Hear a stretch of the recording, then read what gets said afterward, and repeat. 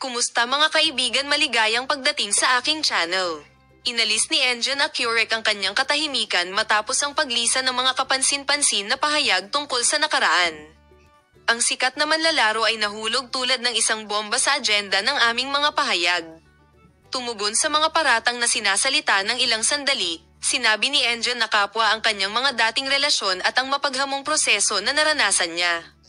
Lalo na nang sinabi ni Tuba Buyak Usten tungkol sa mga ipinahiwatig na salita tungkol sa kanilang mga dating kaibigan, lumikha sila ng isang epekto ng pagkabigla. Kaya sino ang nagbigay ng mensahe kay Enjan Accurek? Si Enjan Accurek, na nagpahayag ng kanyang damdamin sa kauna-unahang pagkakataon pagkatapos ng paglisan, ay nagsabi na ang ilang mga tao ay hindi makalimutan ng ilan sa mga kaganapan na naranasan niya noong nakaraan. Bagaman ang mga sikat na salita ng aktor ay nakikita bilang ilang mga pangalan sa sektor, ang mga paliwanag ng kanilang mga dating relasyon ay nanginginig sa agenda. Lalo na ang sinabi niya tungkol sa kanyang ex-lover.